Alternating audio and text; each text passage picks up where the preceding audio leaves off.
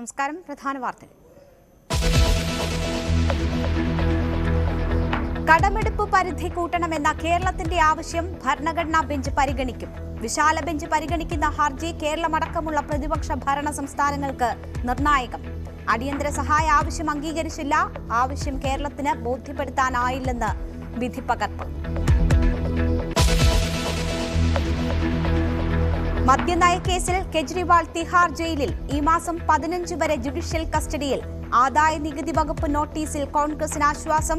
പിഴയും പലിശയും ഉടനടയ്ക്കേണ്ട.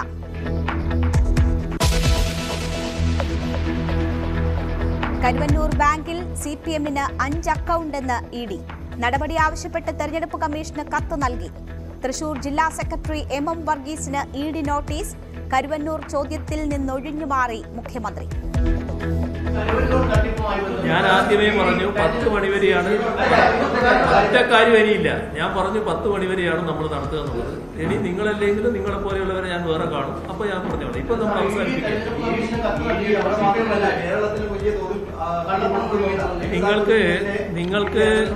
നിങ്ങൾക്ക് നിങ്ങളുടെ ചോദ്യത്തിന് മറുപടി പറയാതെ ഞാൻ പോയി എന്ന് പറയാനാണെങ്കിൽ ചോദിക്കാം. ഞാൻ പറയില്ല എന്നുള്ളത് നേരത്തെ തന്നെ വ്യക്തമാക്കി. തുടങ്ങുമ്പോൾ ഞാൻ പറഞ്ഞല്ലോ 10 മണിക്ക് അവസാനിക്കും.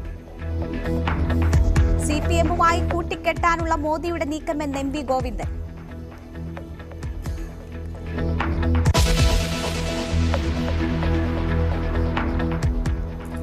വീണ്ടും ആനക്കലി. പത്തനംതിട്ട തുലാപ്പള്ളിയിൽ ഗൃഹനാഥനെ ചവിട്ടിക്കൊന്നു. മൃതദേഹവുമായി പ്രതിഷേധിച്ചു.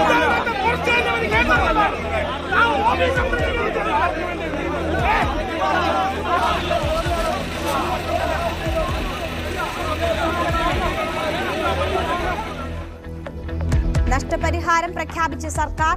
രാഷ്ട്രീയ മുതലെടുപ്പിന് ശ്രമമെന്ന ആരോപണം.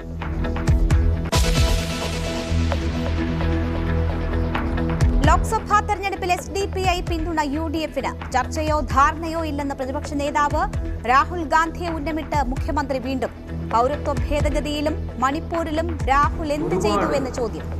പ്രതിഷേധമുയരുന്ന സംഭവങ്ങൾ വന്നല്ലോ.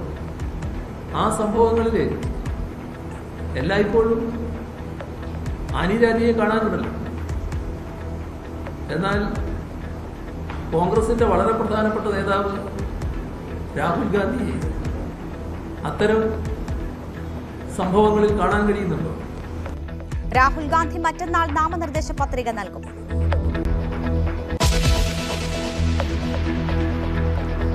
റിയാസ് മൗലവി കേസിലെ തിരിച്ചടി സർക്കാരിന് വെല്ലുവിളിയാകുന്നു. കേസ് നടത്തിപ്പിലെ വീഴ്ചയിൽ സർക്കാരിനെ കുറ്റപ്പെടുത്തി പ്രതിപക്ഷവും സമസ്തയും. പ്രതികൾക്ക് ശിക്ഷ വാങ്ങി നൽകുമെന്ന് മുഖ്യമന്ത്രി. തുടർ നടപടികൾക്ക് ഉന്നത പോലീസ് ഉദ്യോഗസ്ഥരുടെ യോഗം.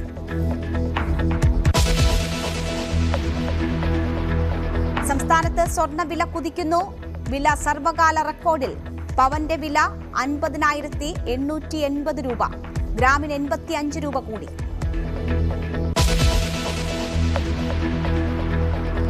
അപ്രതീക്ഷിത കടൽക്ഷോഭത്തിൽ തകർന്നടിഞ്ഞ് കേരള തീരങ്ങൾ.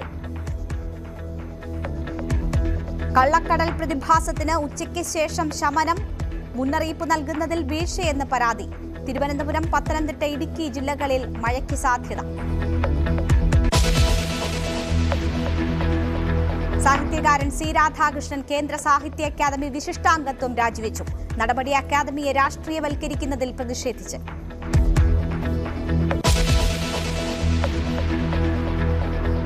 ഒടുവിൽ ദുരന്തഭൂമിയിൽ നിന്ന് മടക്കം.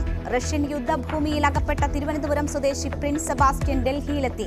CBIക്ക് മൊഴി നൽകി. നാളെ നാട്ടിലേക്ക്.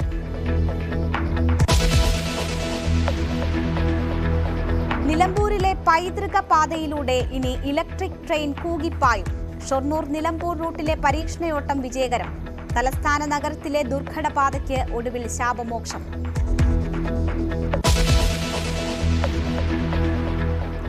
വാർത്തയിലേക്ക് വിശദമായി. കടമെടുപ്പ് പരിധി ചൂണ്ടിക്കാട്ടി കേരളം നൽകിയ പ്രധാന ഹർജി സുപ്രീംകോടതി ഭരണഘടനാ ബെഞ്ച് പരിഗണിക്കും. 5 അംഗ ബെഞ്ചാണ് വിശദമായി വിഷയം കേൾക്കുക. സംസ്ഥാനങ്ങൾക്ക് അർഹതപ്പെട്ട വിഹിതം കേന്ദ്രം കൈമാറുന്നില്ല. ഇതുമൂലം കടുത്ത സാമ്പത്തിക പ്രതിസന്ധി നേരിടുന്നുവെന്നാണ് കേരളത്തിന്റെ ഹർജി. അതേസമയം വെട്ടിക്കുറച്ച പണം അടിയന്തരമായി അനുവദിക്കണമെന്ന ആവശ്യത്തിൽ മറ്റൊരു ഹർജി കൂടി കേരളം ഫയൽ ചെയ്തിരുന്നു. ഇതിൽ 13,000-ലധികം കോടി രൂപ കേന്ദ്രം ഇടക്കാല സഹായമായി അനുവദിച്ചുവെന്ന് കോടതി നിരീക്ഷിച്ചു. കടമെടുപ്പ് പരിധി കൂട്ടണമെന്ന ആവശ്യം കോടതിയെ ബോധ്യപ്പെടുത്താൻ കേരളത്തിനായില്ലെന്ന് വിധിപ്പകർപ്പിൽ കോടതി ചൂണ്ടിക്കാട്ടുന്നു. നാഷണൽ ഡെസ്കിൽ നിന്നും MG മിഥുന്റെ റിപ്പോർട്ട്. പ്രധാനമായും 2 ഹർജികളാണ് കേരളം ഇതുമായി ബന്ധപ്പെട്ട സുപ്രീം കോടതിയിൽ സമർപ്പിച്ചിരുന്നത്. അതിൽ പ്രധാന ഹർജി എന്ന് പറയുന്നത് ഓരോ സംസ്ഥാനത്തിനും എത്രത്തോളം കടമെടുക്കാൻ കഴിയുമെന്ന് ഉള്ള ആവശ്യങ്ങൾ ചൂണ്ടിക്കാണിച്ചുകൊണ്ടുള്ള ഹർജിയായിരുന്നു. മറ്റൊന്ന് നിലവിലെ സാമ്പത്തിക പ്രതിസന്ധി ചൂണ്ടിക്കാണിച്ചുകൊണ്ട് അടിയന്തരമായി 10,000 കോടി രൂപ നൽകണം, കേന്ദ്ര സർക്കാർ നൽകണമെന്ന് ആവശ്യപ്പെട്ടുകൊണ്ട് നൽകിയ ഹർജി ഉണ്ടായിരുന്നു. ഇതിൽ ആദ്യ ഹർജിയിലാണ്, പ്രധാനപ്പെട്ട ഹർജിയിലാണ് സുപ്രീം കോടതി ഭരണഘടനാ ബെഞ്ചിലേക്ക് വിടുകയും ചെയ്തിരിക്കുന്നത്, 5 അംഗ ഭരണഘടനാ ബെഞ്ചിലേക്ക് വിടുകയും ചെയ്തിരിക്കുന്നത്. മറ്റേ ഹർജി 10,000 കോടി അടിയന്തരമായി നൽകണമെന്ന് ആവശ്യപ്പെട്ടുള്ള ഹർജിയിൽ ഒരു തിരിച്ചടി തന്നെയാണ് കേരള സർക്കാരിനെ സംബന്ധിച്ച് ഇപ്പോൾ ഉണ്ടാവുകയും ചെയ്തിരിക്കുന്നത്. അതിലൊരു അനുകൂല നിലപാട് സുപ്രീം കോടതി സ്വീകരിക്കുന്നില്ല എന്നുള്ളത് തന്നെയാണ്. കേന്ദ്രം മുന്നോട്ട് വെച്ചിട്ടുള്ള കാര്യങ്ങൾ അത് കോടതി അംഗീകരിക്കുന്നു എന്നുള്ളത് തന്നെയാണ് ഈ ഒരു ഘട്ടത്തിൽ എടുത്തു പറയേണ്ടതായിട്ടുള്ളത്. മറ്റൊരു പ്രധാനപ്പെട്ട കാര്യം, ഇതിൽ 293 അനുച്ഛേദ പ്രകാരമാണ് ഓരോ സംസ്ഥാനത്തിനും എത്ര തുക നൽകുക, എത്ര കടമെടുപ്പ് പരിധി നിശ്ചയിക്കുക തുടങ്ങിയ കാര്യങ്ങൾ തീരുമാനിക്കുന്നത്. അതിൽ 293 അനുച്ഛേദം ചോദ്യം ഇതുവരെയും ആരും ചോദ്യം ചെയ്തിട്ടില്ല. അത്തരത്തിൽ ചോദ്യം ചെയ്തുള്ള ഹർജിയാണ് കേരള സർക്കാർ സമർപ്പിച്ചിരിക്കുന്നത്. അതുകൊണ്ട് തന്നെ ഇത് 2 അംഗ ബെഞ്ചിന് പരിഗണിക്കാനാവില്ല. അതുകൊണ്ട് തന്നെ ഭരണഘടനാ ബെഞ്ചിലേക്ക് ഈ വിഷയം ഇടാനുള്ള ഒരു തീരുമാനത്തിലേക്ക് എത്തുകയായിരുന്നു. അതുകൊണ്ട് തന്നെയാണ് ഭരണഘടനാ ബെഞ്ച് ഈ കേസ് പരിഗണിക്കട്ടെ എന്നുള്ള അത് പരിഗണിക്കുന്നത് ഉചിതമാകുമെന്നുള്ളൊരു തീരുമാനം 2 അംഗ ബെഞ്ച് സ്വീകരിക്കുകയും ചെയ്തിരിക്കുന്നത്. എന്തായാലും 6 ചോദ്യങ്ങൾ ഇതുമായി ബന്ധപ്പെട്ട 6 വിഷയങ്ങൾ ഇതുമായി ബന്ധപ്പെട്ട ഉയർന്നു വരുന്നുണ്ട്. അത് കോടതിയുടെ മുന്നിലേക്ക് വരുന്നുണ്ട്. അതുകൊണ്ട് തന്നെ ഇത് ഭരണഘടനാ ബെഞ്ച് പരിഗണിക്കുമ്പോൾ അത് ഉചിതമായി തീരുമാനമെടുക്കാൻ സാധിക്കുകയും ചെയ്യും. അങ്ങനെ നോക്കുമ്പോൾ മറ്റ് കാര്യങ്ങളിലേക്ക് വരുമ്പോൾ ഇത് വിശദാംശങ്ങൾ ഇനി അതിൻ്റെ വിശദാംശങ്ങൾ കൂടുതൽ ഇനി ലഭ്യമാകാനായിട്ടുണ്ട്. അതായത് 6 വിഷയങ്ങൾ ഏതൊക്കെയാണ് എന്നുള്ളത് നമുക്കിനി അറിയേണ്ടതായിട്ടുണ്ട്. അതിൽ പ്രധാനമായും ഉള്ളത്, ഒന്ന്, കിഫ്ബി വഴി വായ്പ എടുക്കുന്നത് അത് ഈ കടമെടുപ്പ് പരിധിയിൽ ഉൾപ്പെടുത്തരുത് എന്നുള്ളൊരു ആവശ്യമുണ്ട്. കൂടാതെ പൊതുമേഖലാ സ്ഥാപനങ്ങൾ എടുക്കുന്ന കടമെടുപ്പ് അത് ഈ ഒരു പരിധിയിൽ ഉൾപ്പെടുത്തരുത് തുടങ്ങിയ ആവശ്യങ്ങൾ മുന്നോട്ട് വെക്കുകയും ചെയ്തിട്ടുണ്ട്. അങ്ങനെ 6 വിഷയങ്ങളാണ് ഈ ഒരു കേസുമായി ബന്ധപ്പെട്ട ഉയർന്നു വരികയും ചെയ്തിരിക്കുന്നത്. എന്തായാലും ഇനി ഭരണഘടനാ ബെഞ്ച് വിട്ടതോടുകൂടി ഭരണഘടനാ ബെഞ്ച് ഏതാണ് തീരുമാനിക്കേണ്ടതായിട്ടുണ്ട്. അതിന് കുറെ കാലതാമസം എടുക്കും. MG മിഥുന്റെ റിപ്പോർട്ടാണ് കണ്ടത്. ആദായ നികുതി വകുപ്പ് നോട്ടീസിനെതിരായ ഹർജിയിൽ കോൺഗ്രസിന് ഇന്ന് ആശ്വാസ നടപടിയുണ്ടായി. 3,500 കോടി കുടിശ്ശികയിൽ നിലവിൽ നടപടി സ്വീകരിക്കില്ല എന്ന ഉറപ്പ് സുപ്രീം കോടതി അംഗീകരിച്ചു. കേസ് പരിഗണിക്കുന്നത് ജൂലൈയിലേക്ക് മാറ്റി. നാഷണൽ ഡെസ്കിൽ നിന്നും ER രാഗേഷിന്റെ റിപ്പോർട്ട്. 3,567 കോടി രൂപയുടെ നോട്ടീസാണ് ആദായ നികുതി വകുപ്പിൽ നിന്ന് കഴിഞ്ഞ ദിവസങ്ങളിൽ കോൺഗ്രസിന് ലഭിച്ചത്. ഇന്നലെ മാത്രം 1,745 കോടി രൂപ അടയ്ക്കണമെന്ന് ആവശ്യപ്പെട്ടുകൊണ്ട് നോട്ടീസ് ലഭിച്ചിരുന്നു. ഇന്ന് ഏതായാലും കോടതിയിൽ വന്നത് 2016 ഒരു കേസുമായി ബന്ധപ്പെട്ട് കോൺഗ്രസ് 2018 നൽകിയ അപ്പീലാണ്. ആ അപ്പീലിനൊപ്പമാണ് രണ്ട് അപേക്ഷ കൂടി കോൺഗ്രസ് നൽകിയത്. അതിലൊന്ന് ഡൽഹി ഹൈക്കോടതി അടുത്തിടെ കോൺഗ്രസിൻ്റെ ആവശ്യം തള്ളിയിരുന്നു. അപ്പോൾ അതിലൊരു സ്റ്റേ വേണമെന്നൊരു ആവശ്യം കോൺഗ്രസ് ഉന്നയിച്ചിരുന്നു. രണ്ടാമതായി ആദായ നികുതി വകുപ്പിന്റെ നോട്ടീസ്, അതിലും ഒരു ഇടപെടൽ വേണമെന്നാണ് കോൺഗ്രസ് ആവശ്യപ്പെട്ടിരുന്നത്. കോൺഗ്രസിന് വേണ്ടി ഹാജരായത് മനു അഭിഷേക് സിംഗ്വിയാണ്. അഭിഷേക് സിംഗ്വി വ്യക്തമാക്കിയ കാര്യം, കോൺഗ്രസ് ഒരു രാഷ്ട്രീയ പാർട്ടിയാണ്, മറിച്ച് ഒരു ലാഭം ഉണ്ടാക്കുന്ന സംഘടനയല്ല. മാത്രമല്ല തെരഞ്ഞെടുപ്പ് കാലമാണ്. ഈ കാലത്താണ് ഇത്തരം നോട്ടീസ് ആദായ നികുതി വകുപ്പിൽ നിന്ന് ലഭിക്കുന്നത്. 135 കോടി രൂപ ഇതിനോടകം തന്നെ അക്കൗണ്ടിൽ നിന്ന് പിടിച്ചു എന്ന കാര്യവും അഭിഷേക് സിംഗ്വി ചൂണ്ടിക്കാണിച്ചു. എന്നാൽ ആദായ നികുതി വകുപ്പിന് വേണ്ടി ഹാജരായ സോളിസിറ്റർ ജനറൽ തുഷാർ മേത്ത കോൺഗ്രസിന്റെ വാദങ്ങളെ തള്ളുന്നൊരു സമീപനമല്ല സ്വീകരിച്ചത്. മറിച്ച് അദ്ദേഹം വ്യക്തമാക്കിയത് ഒരു തരത്തിലുള്ള നടപടിയും ഈ തെരഞ്ഞെടുപ്പ് കാലത്ത് ഉണ്ടാകില്ല എന്നുള്ളതാണ്. അതായത് ആദായ നികുതി വകുപ്പ് ഈ പണം ഇപ്പോൾ തന്നെ പിടിച്ചെടുക്കുന്ന ഒരു നിലയിലേക്കല്ല കാര്യങ്ങൾ പോകുന്നത്, മറിച്ച് തെരഞ്ഞെടുപ്പിന് ശേഷം മാത്രമേ ഏതെങ്കിലും തരത്തിൽ നടപടി ഉണ്ടാകൂ. അതുകൊണ്ട് തന്നെ വിശദമായ വാദം തെരഞ്ഞെടുപ്പിന് ശേഷം കേൾക്കാമെന്ന നിലപാടാണ് സോളിസിറ്റർ ജനറൽ തുഷാർ മേത്ത സ്വീകരിച്ചത്. ഒപ്പം 3,500 കോടി രൂപ കോൺഗ്രസ് അടയ്ക്കാനുണ്ടെന്ന കാര്യവും അദ്ദേഹം ചൂണ്ടിക്കാണിക്കുകയും ചെയ്തു. ഏതായാലും ഇതേ തുടർന്ന് കോടതി ഈ നിലപാട് രേഖപ്പെടുത്തുകയും ചെയ്തു. അതുകൊണ്ട് തന്നെ കോൺഗ്രസിനെ സംബന്ധിച്ചുള്ള ഇപ്പോൾ ഒരു താൽക്കാലിക ആശ്വാസമാണ് ഇപ്പോൾ ഉണ്ടായിരിക്കുന്നത്. മറ്റ് വിഷയങ്ങളിലേക്ക് കോടതി ഏതായാലും കടക്കുകയും ചെയ്തിട്ടില്ല. മദ്യനയ കേസിൽ ഡൽഹി മുഖ്യമന്ത്രി അരവിന്ദ് കെജ്രിവാൾ തിഹാർ ജയിലിൽ. ഏപ്രിൽ 15 വരെ ജുഡീഷ്യൽ കസ്റ്റഡിയിൽ വിട്ടു.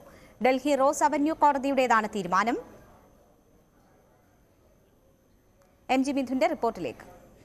കഴിഞ്ഞപ്പോഴും തന്നെ പൂർണ്ണമായും നിസ്സഹകരിക്കുകയായിരുന്നു ഈ ഒരു ചോദ്യം ചെയ്യലിൽ. കൂടുതൽ വിവരങ്ങൾ ലഭ്യമാകാത്ത ഒരു പശ്ചാത്തലമുണ്ട്. കൂടാതെ അദ്ദേഹത്തിൻ്റെ ഐഫോണിൻ്റെ പാസ്വേഡ് അടക്കം ലഭ്യമാക്കേണ്ടതുണ്ട്. അത് അരവിന്ദ് കെജ്രിവാൾ നൽകുന്നില്ല എന്ന് നേരത്തെ ED ഉന്നയിക്കുകയും ചെയ്തിരുന്നു. കൂടാതെ തന്നെ ആപ്പിൾ കമ്പനിയുമായി ബന്ധപ്പെട്ട ഈ ഐഫോണിൻ്റെ പാസ്വേഡ് ലഭ്യമാക്കേണ്ടതായിട്ടുണ്ട്. കൂടാതെ ഈ കേസുമായി ബന്ധപ്പെട്ട് കൂടുതൽ പ്രതികളെ ചോദ്യം ചെയ്യേണ്ടതായിട്ടുണ്ട്. പ്രതിപട്ടികയിൽ കൂടുതൽ പേരെ ഉൾപ്പെടുത്തേണ്ടതായിട്ടുണ്ട്. അതിനുശേഷം ഈ ഐഫോണിൽ നിന്നും ഒപ്പം തന്നെ ഈ മറ്റ് ആളുകളിൽ നിന്നും ലഭ്യമാകുന്ന വിവരങ്ങളുടെ അടിസ്ഥാനത്തിൽ കൂടുതൽ ചോദ്യം ചെയ്യലിലേക്ക് കടക്കേണ്ടതായിട്ടുണ്ട്. അന്ന് വരെ ജുഡീഷ്യൽ കസ്റ്റഡിയിലേക്ക് വിടണമെന്നുള്ള ആവശ്യമാണ് ഇ ഡി മുന്നോട്ട് വയ്ക്കുകയും ചെയ്തത്. നിലവിൽ ഏപ്രിൽ 15 വരെ ജുഡീഷ്യൽ കസ്റ്റഡിയിലേക്ക് അരവിന്ദ് കെജ്രിവാളിനെ വിടുകയാണ് ചെയ്തിരിക്കുന്നത്. ഒപ്പം തന്നെ ഈ വിവരങ്ങൾ ലഭ്യമായതിൻ്റെ അടിസ്ഥാനത്തിൽ വീണ്ടും കസ്റ്റഡി അപേക്ഷ നൽകുമ്പോൾ അത് പരിഗണിക്കണമെന്നുള്ള ആവശ്യം കൂടി ഇ ഡി മുന്നോട്ട് വെച്ചിട്ടുണ്ട്. ഇ ഡിക്ക് വേണ്ടി ഹാജരായിട്ടുള്ള additional solicitor general S V Raju ഇത് സംബന്ധിച്ച കോടതിയിൽ വ്യക്തമാക്കുകയും ചെയ്തിട്ടുണ്ട്. എന്തായാലും അരവിന്ദ് കെജ്രിവാളിനെ സംബന്ധിച്ച ഒരു കനത്ത തിരിച്ചടി തന്നെയാണ്. അദ്ദേഹം തിഹാർ ജയിലിലേക്ക് പോകുന്നു. ഒപ്പം തന്നെ കഴിഞ്ഞ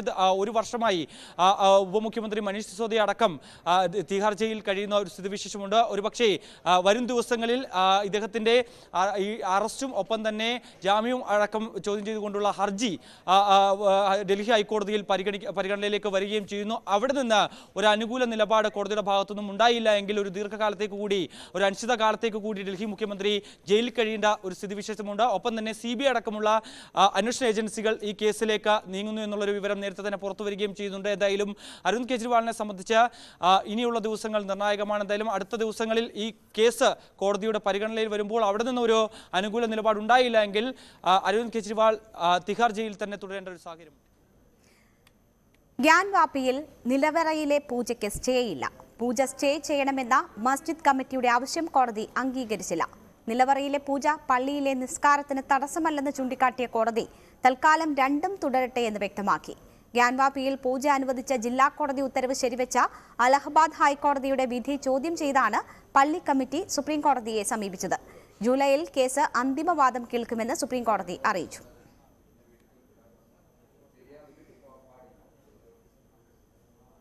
കരുവന്നൂർ ബാങ്ക് തട്ടിപ്പിൽ CPM-നെതിരെ നിർണായക നീക്കവുമായി ഇ ഡി. CPM-നെതിരെ നടപടി വേണമെന്ന് ചൂണ്ടിക്കാട്ടി കേന്ദ്ര തെരഞ്ഞെടുപ്പ് കമ്മീഷന് ഇ ഡി കത്ത് നൽകി. ബാങ്കിൽ CPM-ന് 5 അക്കൗണ്ടുകൾ ഉണ്ടെന്നാണ് ഇ ഡിയുടെ കണ്ടെത്തൽ. ഇവയൊന്നും CPM സമർപ്പിച്ച കണക്കുകളിൽ ഇല്ലെന്നും ഇ ഡി ആരോപിക്കുന്നു. കത്തിന്റെ പകർപ്പ് ധനമന്ത്രാലയത്തിനും റിസർവ് ബാങ്കിനും ഇ ഡി നൽകിയിട്ടുണ്ട്. കൊച്ചിയിൽ നിന്ന് ഡാനിപ്പോളിന്റെ റിപ്പോർട്ടിലേക്ക്. കരുവന്നൂർ ബാങ്കിൽ CPM-നുണ്ടായിരുന്ന 5 അക്കൗണ്ടുകൾ സംബന്ധിച്ച വിവരങ്ങളാണ് ഇ ഡി ഇപ്പോൾ കൈമാറിയിട്ടുള്ളത്. അത് കേന്ദ്ര ധനമന്ത്രാലയത്തിനും അതോടൊപ്പം തന്നെ തെരഞ്ഞെടുപ്പ് കമ്മീഷനും റിസർവ് ബാങ്കിനുമാണ് ഈ വിവരങ്ങൾ കൈമാറിയിട്ടുള്ളത്. ഇതിൻ്റെ ഓഡിറ്റിങ്ങിൽ ഇത്തരം കാര്യങ്ങൾ സംബന്ധിച്ച് CPM-ന്റെ വിവരണ കണക്കുകളിൽ ഈ അക്കൗണ്ടുകൾ ഉൾപ്പെടുത്തിയിട്ടില്ല എന്നതാണ് ഏറ്റവും ഗുരുതരമായിട്ട് ചൂണ്ടിക്കാണിക്കുന്നത്. ഇതിലെ ഇടപാടുകൾ ദുരൂഹമാണ് എന്ന് ഇ ഡി സമർപ്പിച്ച റിപ്പോർട്ടിൽ പറയുന്നു. ഇതിൽ വന്നിട്ടുള്ള പണമിടപാടുകൾ, ഭൂമി കൈമാറ്റം ചെയ്ത് സംബന്ധിയായ ചില കാര്യങ്ങൾ, അതിൻ്റെ പണമടക്കമുള്ള കാര്യങ്ങൾ വന്നിട്ടുണ്ട്. കള്ളപ്പണ ഇടപാട് ഇതുമായി ബന്ധപ്പെട്ട് കരുവന്നൂരുമായി ബന്ധപ്പെട്ട് നടന്നിട്ടുണ്ട് എന്ന് തുടക്കം മുതൽ തന്നെ ഇ ഡി പറയുന്നുണ്ട്. അപ്പോൾ ബൈലോ പ്രകാരമുള്ള യാതൊരു രീതിയിലുള്ള ഇടപാടുകൾ അല്ല നടന്നിരിക്കുന്നത്. നിയമം തെറ്റിച്ചുകൊണ്ടും പല വഴിവിട്ട ഇടപാടുകളും നടത്തിയിട്ടുണ്ട്, ഈ അക്കൗണ്ടുകൾ വഴി നടത്തിയിട്ടുണ്ട് എന്നതടക്കമുള്ള കാര്യങ്ങൾ ചൂണ്ടിക്കാണിക്കുകയാണ്. അതുകൊണ്ട് ഇത് ഗുരുതരമായ ഒരു ഇ ഡിയുടെ ഒരു ഇടപെടൽ തന്നെയാണ്. പ്രത്യേകിച്ച് ഈ തെരഞ്ഞെടുപ്പ് കാലത്ത് അത് CPM-നെ തന്നെയും കൃത്യമായും പ്രത്യക്ഷമായിട്ട് തന്നെയും അത് ബാധിക്കുകയും ചെയ്യുന്ന ഒരു നടപടികളിലേക്കാണ് ഇ ഡി കടന്നിരിക്കുന്നത്. ഏതാണ്ട് 100 കോടിയോളം രൂപയുടെ ഇടപാടുകൾ ഈ അക്കൗണ്ടുമായി ബന്ധപ്പെട്ട് നടന്നിട്ടുണ്ട് എന്നതടക്കമുള്ള കാര്യങ്ങൾ ഇ ഡി ചൂണ്ടിക്കാണിക്കുന്നു. അതുകൊണ്ട് ഇത് ഗുരുതരമായ ഒരു വസ്തുതയായിട്ട് തന്നെയാണ് ഈ ഒരു സമയത്ത് പറയേണ്ടി വരുന്നത്. ഒപ്പം തന്നെയും കരുവന്നൂർ ബാങ്ക് തട്ടിപ്പുമായി, സഹകരണ ബാങ്കിലെ തട്ടിപ്പുമായി ബന്ധപ്പെട്ടുകൊണ്ട് ഇ ഡി 1ാം ഘട്ട കുറ്റപത്രമാണ് സമർപ്പിച്ചിരിക്കുന്നത്. ഇനിയും ഈ അന്വേഷണത്തിൽ ഇനിയും ഇ ഡി മുന്നോട്ട് പോകുന്നു. CPM-ലെ തന്നെ സംസ്ഥാന നേതാക്കളെ തന്നെ ചോദ്യം ചെയ്യുന്ന ഒരു സ്ഥിതിയിലേക്കടക്കം കാര്യങ്ങൾ എത്തിയിരുന്നു. തൃശ്ശൂർ ജില്ലാ സെക്രട്ടറിയായിരുന്ന സെക്രട്ടറിയായ MM വർഗീസിനെ 4 തവണയാണ് ഇതുമായി ബന്ധപ്പെട്ട് ചോദ്യം ചെയ്യാൻ വിളിച്ചത്. മുൻ മന്ത്രിയും MLA-യുമായ AC മൊയ്തീനെയും ഒരു വട്ടം ചോദ്യം ചെയ്യാൻ വിളിച്ചിരുന്നു. അങ്ങനെ ഇ ഡി ഈ വിഷയവുമായി ബന്ധപ്പെട്ടുകൊണ്ട് വളരെയധികം അന്വേഷണം കാര്യങ്ങളിൽ മുന്നോട്ട് പോയിരുന്നു. പക്ഷേ ഈ അടുത്ത കാലത്തായി ഇതിൽ വലിയ രീതിയിലുള്ളൊരു നീക്കം നടക്കുന്നില്ല എന്ന പല കോണിൽ നിന്ന് വിമർശനങ്ങൾ വരുന്ന ഒരു സാഹചര്യത്തിലാണ് ഇപ്പോൾ ഈ ഒരു ഘട്ടത്തിൽ തെരഞ്ഞെടുപ്പിൻ്റെ പ്രചാരണങ്ങൾ വളരെ ചൂടുപിടിച്ച് നടക്കുന്ന ഘട്ടത്തിൽ ഇ ഡി CPM-നെതിരെ വളരെ കൃത്യമായിട്ട് തന്നെയും തെരഞ്ഞെടുപ്പ് കമ്മീഷനടക്കം കരുവന്നൂർ വിഷയം ഉയർത്തിക്കാട്ടിക്കൊണ്ട് ഇപ്പോൾ റിപ്പോർട്ട് സമർപ്പിക്കുകയും ചെയ്തിരിക്കുന്നതാണ്. കരുവന്നൂർ ബാങ്ക് തട്ടിപ്പ് കേസിൽ CPM തൃശൂർ ജില്ലാ സെക്രട്ടറിക്ക് ഇ ഡി നോട്ടീസ്. ബുധനാഴ്ച ഹാജരാകാൻ ആവശ്യപ്പെട്ട് MM വർഗീസിന് ഇ ഡി നോട്ടീസ് അയച്ചു. സമൻസ് കിട്ടിയില്ല എന്നാണ് MM വർഗീസിന്റെ പ്രതികരണം. നോട്ടീസ് കിട്ടിയാലും ഹാജരാകണമോ എന്നത് ആലോചിച്ച് തീരുമാനിക്കേണ്ട കാര്യമാണ്. അക്കാര്യം പാർട്ടിയുമായി ആലോചിച്ച് തീരുമാനിക്കുമെന്ന് MM വർഗീസ് പറഞ്ഞു. അതേസമയം കരുവന്നൂരിൽ CPMന്റെ ബെനാമി ഇടപാടുകളെന്ന് VD സതീശൻ ആരോപിച്ചു. ഇത്ര വലിയ കൊള്ള നടത്തിയിട്ടും എന്ത് നടപടിയാണ് എടുത്തത്? പ്രതിപക്ഷം ഭരിക്കുന്ന മറ്റ് സ്ഥലത്തൊന്നും അങ്ങനെയല്ലല്ലോ. രാജ്യവ്യാപകമായി കേന്ദ്ര ഏജൻസികളെ BJP ദുരുപയോഗം ചെയ്യുകയാണ്. പക്ഷേ കേരളത്തിലെത്തുമ്പോൾ ഒന്നും ചെയ്യുന്നില്ല. കേരളത്തിലെ സർക്കാരിനോട് മൃദു സമീപനമെന്നും സതീശൻ പറഞ്ഞു. 300 കോടി രൂപയുടെ തട്ടിപ്പാണ് ബാങ്കിലാണ് നടന്നിരിക്കുന്നത്. പാവപ്പെട്ടവന്റെ ആധാരം അവരറിയാതെ അതിന്റെ ലോൺ എമൗണ്ട് വർദ്ധിപ്പിച്ചിട്ടാണ് ഈ ബിനാമി ലോൺ മുഴുവൻ നടത്തിയിരിക്കുന്നത്. ഇങ്ങനെയുള്ള ബിനാമി ലോൺ കൊടുക്കാൻ നിർദ്ദേശം കൊടുത്തത് പാർട്ടി ഓഫീസിൽ നിന്നാണ്, പാർട്ടിയുടെ മുതിർന്ന നേതാക്കളാണ്. അവർക്ക് താല്പര്യമുള്ളവരെ സഹായിക്കാൻ പറഞ്ഞിരിക്കുന്നത്. അത്രയും വലിയ കൊള്ളയാണ് നടന്നിരിക്കുന്നത്. എന്നിട്ട് എന്ത് നടപടിയാണ് സ്വീകരിക്കുന്നത്? ഒരു നടപടിയിലേക്ക് പോകുന്നില്ല. ഇവരെയൊക്കെ 2-3 പ്രാവശ്യങ്ങളുടെ മൊഴി എടുത്തിട്ട് പോലും ചെയ്തില്ല. അതുകൊണ്ടാണ് പറഞ്ഞത് ഈ തെരഞ്ഞെടുപ്പ് കാലത്ത് എന്തെങ്കിലും തെരഞ്ഞെടുപ്പ് സ്റ്റണ്ട് ഉണ്ടാവോ എന്ന് എനിക്ക് അറിയത്തില്ല. ഇതുവരെ ചെയ്തിട്ടില്ല. എത്ര നാളായി അന്വേഷണം തുടങ്ങിയിട്ട്? പാർട്ടി പ്രതിപക്ഷം ഭരിക്കുന്ന സ്ഥലത്തൊന്നും ഇതല്ലല്ലോ. മസാല ബോണ്ട് കേസിൽ എൻഫോഴ്സ്മെന്റ് ഡയറക്ടറേറ്റിന്റെ പുതിയ സമൻസ് ചോദ്യം ചെയ്ത് തോമസ് ഐസക് നൽകിയ ഹർജി പരിഗണിക്കുന്നത് ഹൈക്കോടതി ഏപ്രിൽ 5 പരിഗണിക്കാനായി മാറ്റി. അതുവരെ തൽസ്ഥിതി തുടരാനും കോടതി നിർദ്ദേശിച്ചു. ആജ്ഞ രവീന്ദ്രന്റെ റിപ്പോർട്ടിലേക്ക്. മസാല ബോണ്ട് കേസിൽ മുൻ ധനമന്ത്രി തോമസ് ഐസക്കിനും കിഫ്ബിക്കും ആശ്വാസകരമായ ഒരു നടപടിയാണ് ഹൈക്കോടതിയിൽ നിന്നും ഉണ്ടായിരിക്കുന്നത്. നാളെ പരിഗണിക്കാനിരിക്കുന്ന ഹർജി, ED നൽകിയ ഹർജി ഹൈക്കോടതി നീട്ടിയിരിക്കുകയാണ്. ഏപ്രിൽ 5 ആയിരിക്കും വീണ്ടും പരിഗണിക്കുക. ഈ സമൻസ് ED അയച്ച സമൻസിന് മറുപടിയായി തോമസ് ഐസക് EDക്ക് ഇക്കാര്യത്തിൽ ഇടപെടാനുള്ള അധികാരമില്ല എന്ന് ചൂണ്ടിക്കാട്ടിയാണ് ഹൈക്കോടതിയിലേക്ക് മറുപടി നൽകിയിരിക്കുന്നത്. അതുകൊണ്ട് തന്നെ ED ഇക്കാര്യത്തിൽ ഇടപെടുന്നതിനുള്ള സാഹചര്യം എന്താണെന്ന് വ്യക്തമാക്കണമെന്നും ഹൈക്കോടതി പറഞ്ഞിട്ടുണ്ട്. കിഫ്ബി നൽകിയ ചില തെളിവുകളിൽ തോമസ് ഐസക്കിന്റെ പങ്ക് വ്യക്തമാണെന്ന് ED വാദിക്കുന്നുണ്ട്. അതുകൊണ്ട് തന്നെ തോമസ് ഐസക്കിനെ വീണ്ടും ചോദ്യം ചെയ്യേണ്ടുന്ന ഒരു സാഹചര്യമുണ്ട് എന്നാണ് EDയുടെ വാദം. അതുപോലെ CAG റിപ്പോർട്ട് അനുസരിച്ച് മസാല ബോണ്ടിലുള്ള കള്ളത്തരങ്ങൾ വെളിവാക്കുന്നതിന് വേണ്ടിയാണ് തോമസ് ഐസക്കിനെ ചോദ്യം ചെയ്തതെന്നാണ് ED മുൻപ് കോടതിയെ ധരിപ്പിച്ചിരിക്കുന്നത്. ED ഈ കേസ് തോമസ് ഐസക്കിനെതിരെ കേസ് ചാർജ് ചെയ്തതും ഇതിന്റെ അടിസ്ഥാനത്തിലാണ്. എന്നാൽ താൻ 3 വർഷം മുൻപാണ് ധനമന്ത്രി ആയിരുന്നതെന്നും മുഖ്യമന്ത്രി ഉൾപ്പെട്ട ചെയർമാനായിരുന്ന സമിതിയാണ് ഈ കാര്യത്തിൽ തീരുമാനമെടുത്തതെന്നും മുൻപ് തോമസ് ഐസക് മറുപടി നൽകിയിരുന്നു. ഇതൊരു ഔദ്യോഗിക വിശദീകരണമായിരുന്നെങ്കിൽ കൂടിയും മുഖ്യമന്ത്രിയെ പ്രതികൂട്ടിലാക്കുന്ന തരത്തിലുള്ള മുഖ്യമന്ത്രിക്ക് നേരെ ചൂണ്ടുവിരൽ വെച്ചുകൊണ്ടുള്ള തോമസ് ഐസക്കിന്റെ മറുപടി അന്ന് വിവാദമായിരുന്നു എന്നും വേണം ശ്രദ്ധേയമാണ്. അതേസമയം നിലവിൽ EDയുടെ ഈ നീക്കത്തിനെതിരെ ഹൈക്കോടതി ഇടപെട്ടത് തോമസ് ഐസക്കിനും കിഫ്ബിക്കും ആശ്വാസം നൽകുകയാണ് എന്ന കാര്യം വ്യക്തമാണ്. VD സതീശനെതിരായ 150 കോടി രൂപയുടെ ആരോപണത്തിൽ കേസെടുക്കാൻ ബുദ്ധിമുട്ടുണ്ടെന്ന് കോടതിയിൽ വിജിലൻസ്. PV അൻവറിന്റെ പ്രസംഗത്തിന് നിയമസഭയുടെ പ്രിവിലേജ് ഉണ്ടെന്ന് വിജിലൻസ് ചൂണ്ടിക്കാട്ടി. കേസെടുക്കുന്നതിൽ അനുമതി ആവശ്യമില്ലെന്ന നിയമസഭാ സെക്രട്ടേറിയറ്റിന്റെ കത്ത് ഹർജിക്കാരൻ ഹാജരാക്കി. കേസ് വിധി പറയാൻ വിജിലൻസ് കോടതി ഈ മാസം 6 മാറ്റി. പത്തനംതിട്ടയിൽ തുലാപ്പള്ളിയിൽ കാട്ടാന ആക്രമണത്തിൽ ഗൃഹനാഥൻ കൊല്ലപ്പെട്ട സംഭവത്തിൽ പ്രതിഷേധം ശക്തം. കണ്ണമല ഫോറസ്റ്റ് സ്റ്റേഷനിലേക്ക് UDF സ്ഥാനാർത്ഥി ആന്റണിയുടെ നേതൃത്വത്തിൽ നാട്ടുകാർ പ്രതിഷേധ മാർച്ച് നടത്തി. രാത്രിയിൽ വീടിന് സമീപം എത്തിയ കാട്ടാനയെ തുരത്താൻ ശ്രമിക്കുന്നതിനിടയിലാണ് തുലാപ്പള്ളി സ്വദേശി ബിജു കൊല്ലപ്പെട്ടത്. കഴിഞ്ഞ ദിവസം രാത്രിയാണ് തുലാപ്പള്ളി സ്വദേശി ബിജുവിന്റെ പുരയിടത്തിൽ കാട്ടാന ഇറങ്ങിയത്. ശബ്ദം കേട്ട് പുറത്തിറങ്ങിയ ബിജുവും ഭാര്യ ഡെയ്സിയും കാട്ടാനെ തുരത്താൻ ശ്രമിക്കുന്നതിനിടെയാണ് ബിജുവിനെ കാട്ടാന ആക്രമിച്ചത്. ഗുരുതരമായി പരിക്കേറ്റ ബിജു സംഭവ സ്ഥലത്ത് വെച്ച് തന്നെ കൊല്ലപ്പെട്ടു. ഭാര്യ ഡെയ്സി ഓടി രക്ഷപ്പെട്ടതോടെയാണ് ജീവൻ രക്ഷിക്കാനായത്.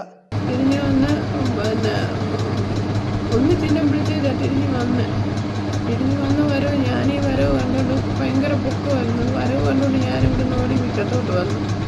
ആ സമയത്ത് പിന്നെ ഓടി കാടായതുകൊണ്ട് അങ്ങോട്ട് മാറാൻ പറ്റിയില്ല. ഉള്ളും കാണുമായിരുന്നു. സംഭവത്തെ തുടർന്ന് നാട്ടുകാരുടെ നേതൃത്വത്തിൽ വലിയ പ്രതിഷേധമാണ് പ്രദേശത്തുണ്ടായത്. ജില്ലാ കളക്ടർ പ്രേമകൃഷ്ണനും വനപാലകനും സ്ഥലത്തെത്തിയാണ് പ്രശ്നം പരിഹരിച്ചത്. ബിജുവിന്റെ കുടുംബത്തിന് 10 ലക്ഷം രൂപയുടെ ധനസഹായവും മകന് ജോലിയും നൽകാമെന്നുള്ള ഉറപ്പിലാണ് നാട്ടുകാർ മൃതദേഹം വിട്ടുകൊടുത്തത്. ഗവൺമെന്റിലേക്ക് കൊടുത്തിട്ട് ഇനിഷ്യൽ കോമ്പൻസേഷൻ ഉടൻ തന്നെ നമുക്ക് ഓർഡർ ചെയ്ത് കിട്ടാവുന്നതാണ്. ബാക്കി എന്താണെന്നുള്ളത് ഒരു ഡിമാൻഡ് എന്ന് പറഞ്ഞാൽ ജോലിയും കാര്യങ്ങളൊക്കെ ഗവൺമെന്റിലേക്ക് റെക്കമെൻഡ് ചെയ്യാൻ തന്നെയാണ് തീരുമാനിച്ചത്.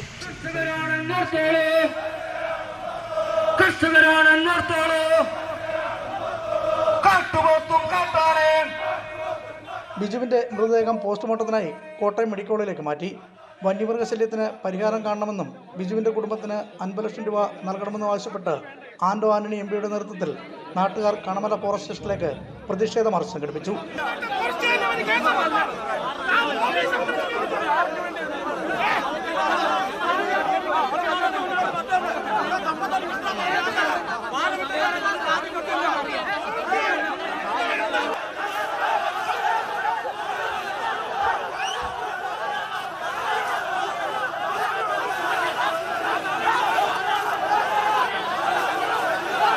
നാട്ടുകാരുടെ പരാതി പരിഹരിക്കുമെന്നുള്ള അധികൃതരുടെ ഉറപ്പിലാണ് പിന്നീട് സമരം അവസാനിപ്പിച്ചത്. കൊല്ലപ്പെട്ട ബിജു ഓട്ടോ ഡ്രൈവറാണ്. ന്യൂസ് 18 പത്തനംതിട്ട. വന്യജീവി ആക്രമണത്തെ പ്രകൃതി ദുരന്തമായി കാണുമെന്ന് വനമന്ത്രി AK ശശീന്ദ്രൻ. ഇതിന്റെ ഭാഗമായി ദുരന്ത നിവാരണ അതോറിറ്റി രൂപീകരിച്ചു. വിഷയം രാഷ്ട്രീയവൽക്കരിക്കാൻ പത്തനംതിട്ട MP ശ്രമിക്കുന്നുവെന്നും ആന്റോ ആന്റണിയെ ജനങ്ങൾ വൈകാതെ സുഖവാസത്തിന് അയക്കുമെന്നും ശശീന്ദ്രൻ പറഞ്ഞു. നിയമാനുസൃതം ആ കുടുംബത്തിന് കിട്ടേണ്ട എല്ലാ ആനുകൂല്യങ്ങളും സംരക്ഷണവും കൊടുക്കുന്ന കാര്യത്തിൽ ജില്ലാ ഭരണകൂടവും വനം വകുപ്പും വളരെ സജീവമായി പ്രവർത്തിച്ചുകൊണ്ടിരിക്കുകയാണ്. ദൗർഭാഗ്യവശാൽ തെരഞ്ഞെടുപ്പ് സമയമായതുകൊണ്ട് അതിനെ രാഷ്ട്രീയവൽക്കരിക്കാൻ ശ്രമം നടത്തുന്നുണ്ട്. അവിടുത്തെ MP അവിടെ സത്യാഗ്രഹം നടത്തുകയാണെന്നാണ് വിവരം കിട്ടിയിട്ടുള്ളത്. വീട്ടുകാരും കളക്ടറുമായി സംസാരിച്ചുണ്ടാക്കിയ ധാരണ നടപ്പിലാക്കുമെന്ന് കളക്ടർ ഉറപ്പ് നൽകിയിട്ടും ആ സമരം തുടർന്നു എന്ന് മാത്രമല്ല, വളരെയേറെ അധിക്ഷേപങ്ങൾ ഉന്നയിച്ചുകൊണ്ടുള്ള പ്രസംഗങ്ങളാണ് അവിടെ നടന്നുകൊണ്ടിരിക്കുന്നത്. അദ്ദേഹം എന്നെ ഉപദേശിച്ചത്, മുഖ്യമന്ത്രിയോട് ഉപദേശിച്ചത് വനം വകുപ്പ് മന്ത്രിയെ സുഖവാസ കേന്ദ്രത്തിലേക്ക് അയക്കണമെന്നാണ്. പക്ഷെ പത്തനംതിട്ടയിലെ ജനങ്ങൾ ആ സ്ഥാനാർത്ഥിയെ വനവാസത്തിന് സുഖചികിത്സക്ക് അയക്കാനാണ് ഇപ്പോൾ തീരുമാനിച്ചിട്ടുള്ളത്. തെരഞ്ഞെടുപ്പ് എടുക്കുമ്പോൾ മാത്രം പ്രശ്നങ്ങളിൽ ഇടപെടുകയും അവിടെ ഷോ കാണിച്ച് മുതലെടുക്കാൻ നടത്തുകയും ചെയ്യുന്ന രാഷ്ട്രീയം ഞാൻ പഠിച്ചിട്ടില്ല. അത് അദ്ദേഹത്തിൻ്റെ എൻ്റെ പാരമ്പര്യം അറിയാത്തതുകൊണ്ടായിരിക്കാം അങ്ങനെ പറയുന്നത്. രൂക്ഷമായ കടലാക്രമണം സൃഷ്ടിച്ച കള്ളക്കടൽ പ്രതിഭാസത്തിൽ നിന്ന് ആലപ്പുഴ ഉൾപ്പെടെയുള്ള തീരങ്ങൾക്ക് താൽക്കാലിക ആശ്വാസം. ഉച്ചയ്ക്ക് ശേഷം വേലിയേറ്റ സമയത്ത് കടൽ കയറുമെന്നാണ് പ്രതീക്ഷിച്ചതെങ്കിലും പൊതുവെ ശാന്തമായിരുന്നു. ഇന്നലെ ഉച്ചയോടെ ഇരച്ചു കയറിയ തിരമാലകൾ തൃക്കുന്നപ്പുഴ, അമ്പലപ്പുഴ, തുറവൂർ ഉൾപ്പെടെയുള്ള തീരങ്ങളിൽ ഭീതി സൃഷ്ടിച്ചിരുന്നു. ഇന്ത്യൻ മഹാസമുദ്രത്തിൽ താപനില ഉയർന്നതിനെ തുടർന്നുണ്ടായ ചുഴലിയാണ് കള്ളക്കടൽ പ്രതിഭാസത്തിന് കാരണമെന്നാണ് വിലയിരുത്തൽ.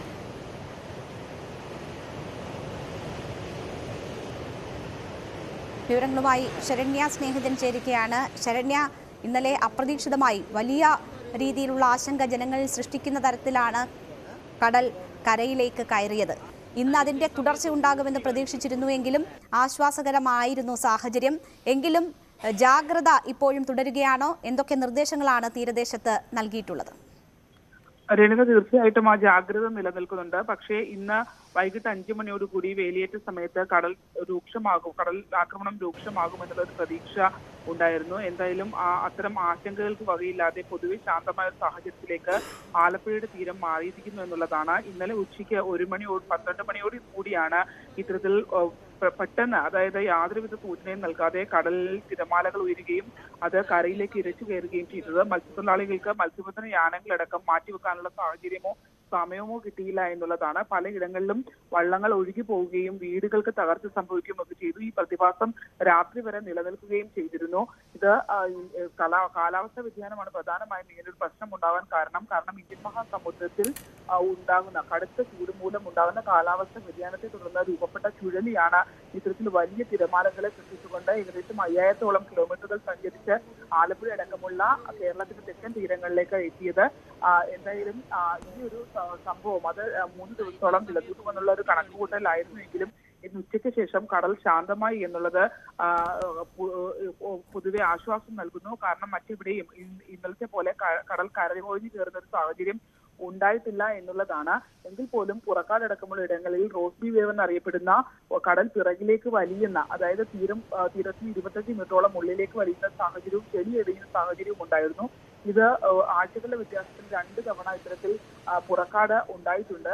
അതൊക്കെ വളരെ ഗൗരവത്തോടു കൂടി തന്നെയാണ് ഇപ്പോൾ ഈ കടലുമായി ബന്ധപ്പെട്ട് ഗവേഷണം നടത്തുന്ന ആളുകൾ ഉൾപ്പെടെ നോക്കിക്കാണുന്നത്. എന്തായാലും എന്താണ് ഈ കാലാവസ്ഥ വ്യതിയാനമാണോ ഇത്തരം പ്രതിഭാസങ്ങൾക്ക് കാരണം എന്നുള്ള പഠനമടക്കമുള്ള കാര്യങ്ങൾ, വിശദമായ പഠനങ്ങൾ അടക്കമുള്ള കാര്യങ്ങളും ഗൗരവപരമായ ആലോചനകളിലും ഒക്കെ നീങ്ങുന്നുണ്ട്. എന്തായാലും ഇന്നലെ ആ കടൽക്ഷോഭം ഉണ്ടായ മേഖലകളിലൊക്കെ ഇന്ന് മത്സ്യം ലഭ്യമായി എന്നുള്ളതാണ്. പലയിടങ്ങളിലും മത്തിയടക്കമുള്ള മത്സ്യങ്ങൾ ലഭ്യമാവുകയും ചെയ്തിട്ടുണ്ട്.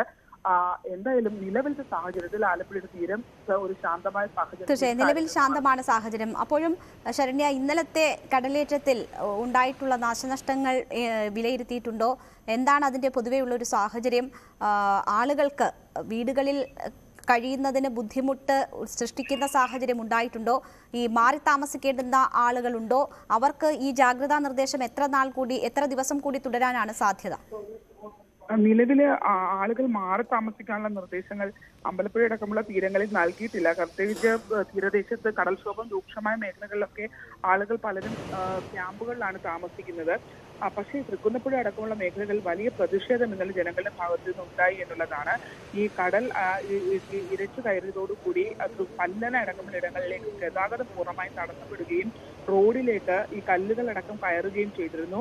തുടർന്ന് രമേശ് ചെന്നിത്തല അടക്കമുള്ള MLA മാർ ചെന്നപ്പോൾ വലിയ പ്രതിഷേധമാണ് ജനങ്ങളുടെ ഭാഗത്തു നിന്നുണ്ടായത്. അതിൽ ഏറ്റവും പ്രധാനപ്പെട്ട കാര്യം കടലും കായലും ചേർന്ന് നിൽക്കുന്ന തൃക്കുന്നപ്പുഴ മുതൽ പല്ലന, ആറാട്ടുപുഴ, ഒപ്പം തന്നെ വലിയഴിക്കൽ അടക്കമുള്ള തീരദേശ മേഖലകളിൽ ടെട്രോപോഡുകൾ ഉപയോഗിച്ചുള്ള കടൽ ഭിത്തി നിർമ്മാണം പൂർണ്ണമായി നടന്നിട്ടില്ല എന്നുള്ളതാണ്. അത് വലിയ പ്രതിഷേധം ഇന്ന് ജനങ്ങളുടെ ഭാഗത്തു നിന്ന് ഉണ്ടാക്കുകയും ചെയ്തിരുന്നു. അവിടെ എത്തി ഇറിഗേഷൻ എഞ്ചിനീയറെ അവർ തടഞ്ഞു വെക്കുകയും സ്ത്രീകളടക്കമുള്ള ആളുകൾ ഇന്നലെ മുതൽ തന്നെ റോഡ് ഉപരോധിക്കുകയും ഒക്കെ ചെയ്തിരുന്നു. എന്തായാലും നമുക്കറിയാം, വരുന്ന ജൂലൈ ഒക്കെ ആകുമ്പോൾ കടലാക്രമണം രൂക്ഷമാവുകയും മൺസൂൺ കാലഘട്ടത്തിലേക്ക് കടക്കുന്ന ഘട്ടത്തിൽ അത് വലിയ തോതിൽ പ്രതിസന്ധി സൃഷ്ടിക്കുകയും ചെയ്യും. അതുകൊണ്ട് തന്നെ അത് മുൻകൂട്ടി കണ്ടുകൊണ്ടുള്ള നിർമ്മാണങ്ങൾ വേണമെന്നുള്ള ആവശ്യം ജനങ്ങളുടെ ഭാഗത്തു നിന്ന് ഇപ്പോഴും ഉയരുന്നുണ്ട്. അതിനിടയിലാണ് നമുക്ക് തീരദേശത്താണെങ്കിൽ ഒന്നാമത് മത്സ്യം ലഭ്യത വളരെ കുറവാണ്. വളരെയധികം വറുതിയുടെ ഒരു കാലത്തു കൂടിയാണ് ആ തീരദേശ മേഖല കടന്നു പോകുന്നത്. അതിനിടയിലാണ് ഇപ്പോൾ ഒട്ടും പ്രതീക്ഷിക്കാതെ ഈ ഒരു കള്ളക്കടൽ പ്രതിഭാസം കൂടി ഉണ്ടായത്. 2005 ശേഷം ഇങ്ങനെ ഒരു വ്യാപകമായി ഇങ്ങനെ ഒരു കടൽക്കയറ്റം ഉണ്ടാകുന്നതും ഈ കള്ളക്കടൽ പ്രതിഭാസത്തിലേക്ക് കാര്യങ്ങൾ എത്തുന്നതും ഇപ്പോഴാണ്. അതുകൊണ്ട് തന്നെ ഇത് ഓരോ ദിവസവും ഈ കടൽ ഉൾവലിയുന്നു. കടൽ ഉൾവലിന്റെ ഘട്ടത്തിൽ മത്സ്യത്തൊഴിലാളികൾ കരുതിയത് അത് ചാകരയുടെ ഭാഗമായി കടൽ വലിയുന്നതാണ്, മാവുമായി ബന്ധപ്പെട്ടുള്ള കടൽ ഉൾവലിയലാണ് എന്നുള്ളതൊക്കെയാണ്. പക്ഷെ അത് വീണ്ടും അതേ സ്ഥലത്ത് തന്നെ വീണ്ടും ആവർത്തിച്ചു എന്നുള്ളതാണ്. പുറക്കാട് തീരത്ത് തന്നെയാണ് വീണ്ടും അത് വന്നിട്ടുള്ളത്. അതിനെ കുറച്ചുകൂടെ ഗൗരവത്തോടെ ശാസ്ത്രലോകം അടക്കം നോക്കി കാണുന്നു എന്നുള്ളതാണ്. എന്തായാലും മറ്റ് സുനാമി ഭീഷണികളോ അത്തരത്തിലുള്ള വലിയ രൂക്ഷമായ ആക്രമണ ഭീഷണികളോ ഒന്നും നിലനിൽക്കുന്നില്ല. അത്തരം ആശങ്കകൾക്ക് വകയില്ല. എങ്കിലും എന്താണ് ഈ താപവ്യതിയാനത്തിൽ വന്ന പ്രശ്നങ്ങളാണോ എന്നൊക്കെയുള്ള കാര്യങ്ങൾ പരിശോധിച്ചു വരികയാണ്. ശരി, ശരണ്യ സ്നേഹിതനാണ് വിവരങ്ങൾ നൽകിയത്. എന്തായാലും ഇന്ന് പൊതുവെ ആശ്വസിക്കാവുന്ന സാഹചര്യമായിരുന്നു തീരമേഖലയിലൊക്കെ ഉണ്ടായിരുന്നത്. പക്ഷേ ജാഗ്രത ഇപ്പോഴും തുടരുകയാണ്.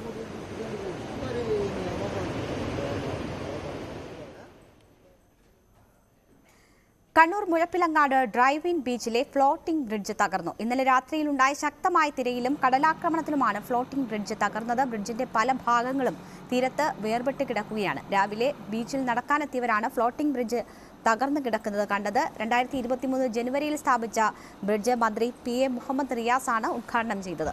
ആദ്യം തെരിമൽ ഭാഗത്ത് സ്ഥാപിച്ച ബ്രിഡ്ജ് കൂടുതൽ സുരക്ഷ കണക്കിലെടുത്ത് അവിടെ നിന്ന് മാറ്റി സ്ഥാപിക്കുകയായിരുന്നു. എന്നാൽ ഫ്ലോട്ടിംഗ് ബ്രിഡ്ജ് തകർന്നതല്ലെന്നും കടൽക്ഷോഭത്തെ തുടർന്ന് അഴിച്ചുമാറ്റിയതാണെന്നും DTPC സെക്രട്ടറി ജിജേഷ് കുമാർ പറഞ്ഞു.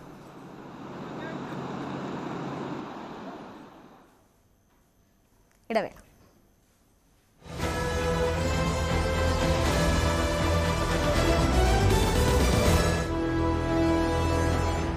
ശക്തമായ പോരാട്ടം നടക്കുന്ന പത്തനംതിട്ടയുടെ മണ്ണിലേക്കാണ് ന്യൂസ് 18 ഗോദ എത്തുന്നത്. ഒരുപാട് ചരിത്രങ്ങൾ പത്തനംതിട്ട ജില്ലയ്ക്ക് ഈ മണ്ഡലത്തിന് പറയാനുണ്ട്.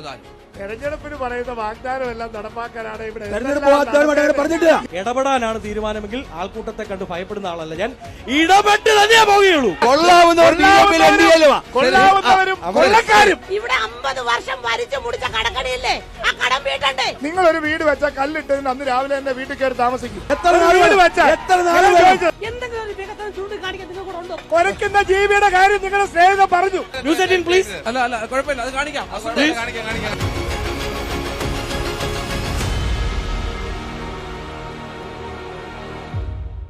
Goda, co-presented by Berger Paints, 100 years of trust, and ICL Finco. ICL Finco, the intelligent choice.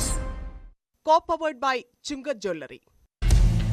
Chungat Jewelry lightweight gold in the ഏറ്റവും പുതിയ collection. ചെയ്തിരിക്കുകയാണ്. വിവരങ്ങൾ നൽകാൻ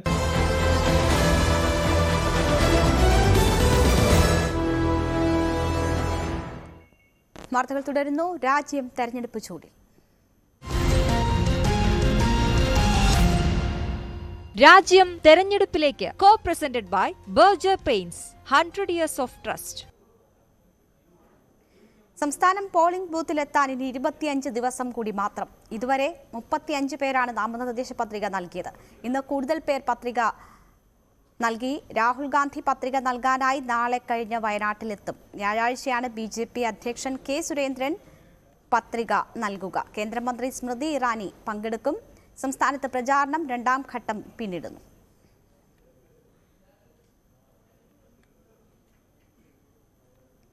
രാഹുൽ ഗാന്ധിയുടെ വയനാട്ടിലെ സ്ഥാനാർത്ഥിത്വത്തിനെതിരെ മുഖ്യമന്ത്രി പിണറായി വിജയൻ. രാഹുൽ വയനാട്ടിൽ മത്സരിക്കുന്നത് അനൌചിത്യമാണ്. BJPക്കെതിരെ പോരാടാൻ രാഹുൽ വയനാട്ടിൽ വന്നതെന്തിനെന്നും മുഖ്യമന്ത്രി ചോദിച്ചു. മണിപ്പൂർ വിഷയത്തിൽ നിലപാടെടുത്ത ആളാണ് ആനി രാജയെന്നും രാഹുൽ എന്ത് നിലപാടെടുത്തുവെന്നും മുഖ്യമന്ത്രി വിമർശിച്ചു. രാഹുൽ ഗാന്ധി ഇവിടെ വന്ന് ആരെയാ നേരിടുന്നത്? കേരളത്തിൽ വന്ന് സുരേന്ദ്രനെ നേരിടുകയാണെന്ന് പറയാൻ പറ്റും. അല്ല, BJPയെ നേരിടാനാണ് ഇങ്ങോട്ട് വന്നതെന്ന് പറയാൻ പറ്റും. ഇവിടെ LDF ആണല്ലോ പ്രധാന ശക്തി. LDFനെ നേരിടാനാണല്ലോ വരുന്നത്.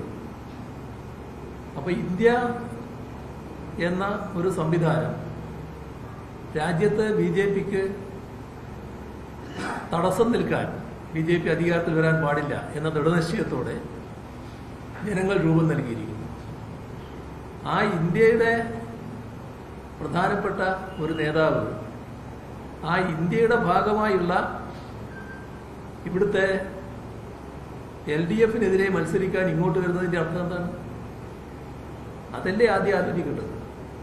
രാജ്യം കണ്ട ഇതുപോലുള്ള ഒരുപാട് പ്രതിഷേധമുയരുന്ന സംഭവങ്ങൾ വന്നല്ലോ. ആ സംഭവങ്ങളിൽ എല്ലായ്പ്പോഴും ആനി രാജയെ കാണാനുണ്ടല്ലോ. എന്നാൽ കോൺഗ്രസിന്റെ വളരെ പ്രധാനപ്പെട്ട നേതാവ് രാഹുൽ ഗാന്ധിയെ അത്തരം സംഭവങ്ങളിൽ കാണാൻ കഴിയുന്നുണ്ടോ? അപ്പോ അദ്ദേഹം ഇവിടെ വന്ന് മത്സരിക്കണോ മത്സരിക്കണ്ടേ എന്നൊക്കെയുള്ള അവർ തീരുമാനിക്കേണ്ട കാര്യമാണ്. പക്ഷെ അതിന്റെ അനൗചിത്യം രാജ്യമാകെ ചർച്ച ചെയ്യപ്പെട്ട കാര്യമാണ്. എന്തുകൊണ്ട് BJPയെ നേരിട്ട് BJPയുമായി നേരിട്ട് ഏറ്റുമുട്ടാതെ ഇത്തരമൊരു നിലപാടിലേക്ക് വന്നു എന്നുള്ളത് എല്ലാവരും ചർച്ച ചെയ്യുന്ന കാര്യമാണ്. ഇന്ത്യ സഖ്യത്തിന്റെ റാലി BJPക്കുള്ള ശക്തമായ മുന്നറിയിപ്പായെന്ന് മുഖ്യമന്ത്രി. ഇതിൽ നിന്ന് കോൺഗ്രസും പാഠം ഉൾക്കൊള്ളണം. മറ്റു പ്രതിപക്ഷ പാർട്ടികളെ വേട്ടയാടുമ്പോൾ കോൺഗ്രസിന് BJP അനുകൂല നിലപാടാണ്. കെജ്രിവാളിനെ കുടുക്കണമെന്ന് ആവശ്യപ്പെട്ടത് തെറ്റെന്ന് കോൺഗ്രസ് സമ്മതിക്കണമെന്നും മുഖ്യമന്ത്രി ആവശ്യപ്പെട്ടു. ഇന്ത്യ ഗവൺമെന്റ് BJPയുടെ നേതൃത്വത്തിൽ കാട്ടിക്കൂട്ടുന്ന നിയമവിരുദ്ധമായ നടപടികൾക്ക് എതിരെയുള്ള ശക്തമായൊരു മുന്നറിയിപ്പായിട്ടാണ് അത് മാറിയത്. ഇത് BJPക്കുള്ള താക്കീതായിരിക്കുമ്പോൾ തന്നെ കോൺഗ്രസും ഇതിൽ നിന്നൊരു പാഠം ഉൾക്കൊള്ളേണ്ടതുണ്ട്. കാരണം BJP അവർക്ക് വ്യത്യസ്തതയുള്ള പ്രതിപക്ഷ രാഷ്ട്രീയ പാർട്ടികളിൽപ്പെട്ട നേതാക്കളെയും പ്രവർത്തകരെയും രാജ്യവ്യാപകമായി വേട്ടയാടുന്ന നിലയാണ് സ്വീകരിക്കുന്നത്. അങ്ങനെ വേട്ടയാടുമ്പോൾ കോൺഗ്രസ് ഇതരായ പ്രതിപക്ഷ പാർട്ടികളിൽപ്പെട്ടവർക്ക് നേരെ BJP വേട്ടയാടൽ നടക്കുമ്പോൾ കോൺഗ്രസ് സ്വീകരിച്ചു വന്ന സമീപനം ആ BJP വേട്ടയാടലിനോടൊപ്പം നിൽക്കുന്നതായിരുന്നു. അതിൻ്റെ ഏറ്റവും വലിയ ഉദാഹരണമാണ് കെജ്രിവാളിൻ്റെ. ഈ മദ്യനയ കേസ്, അതുമായി ബന്ധപ്പെട്ട് അഴിമതി ആരോപണം ഉയർന്നു വന്നപ്പോൾ അതിൽ ഏറ്റവും പ്രധാനപ്പെട്ട പങ്ക് ഡൽഹി ഗവൺമെന്റിനെതിരെ ആരോപണം ഉന്നയിക്കുന്നതിൽ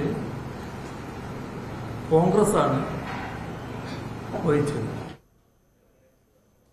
തെരഞ്ഞെടുപ്പിൽ SDPIയുമായി ചർച്ചയോ ധാരണയോ ഉണ്ടായിട്ടില്ലെന്ന് പ്രതിപക്ഷ നേതാവ് VD സതീശൻ. ഇത്തവണ ദേശീയ തലത്തിൽ ഫാസിസ്റ്റുകൾക്കെതിരായുള്ള മൂവ്മെന്റാണ് എല്ലാവരും ആഗ്രഹിക്കുന്നത്. മതേതര ശക്തികളുടെ കൂടെ നിൽക്കുമെന്ന നിലപാടാണ് SDPI സ്വീകരിച്ചതെന്നും സതീശൻ പറഞ്ഞു. ഞങ്ങൾ SDPIമാർക്ക് ഒരു ധാരണയും UDF സംസാരിച്ചിട്ടില്ല, അവരുമായിട്ട് ഒരു സംസാരവും നടത്തിയിട്ടില്ല, ഒരു ധാരണയും എത്തിയിട്ടില്ല. ഒരുപാട് ആളുകൾ UDF ഞങ്ങൾ സംസാരിച്ചിട്ടില്ല.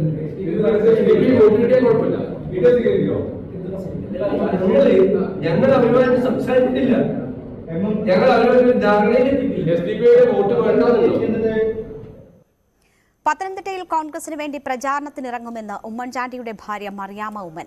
അനിൽ ആന്റണി മകനെ പോലെയാണ്, പക്ഷേ ആശയപരമായി എതിർക്കും. തന്റെ മക്കൾ BJPയിലേക്ക് പോകുമെന്ന പ്രചാരണം വിഷമമുണ്ടാക്കിയെന്നും മറിയാമ്മ ഉമ്മൻ പ്രതികരിച്ചു.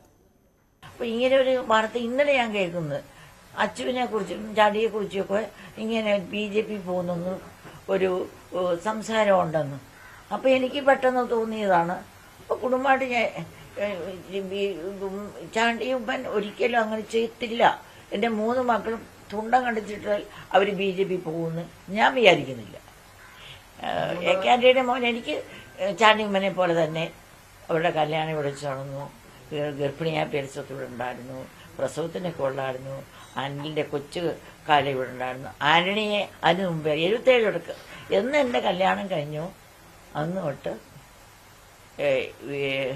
ആന്റണിയായിട്ട് എനിക്ക് അടുപ്പമുണ്ട്.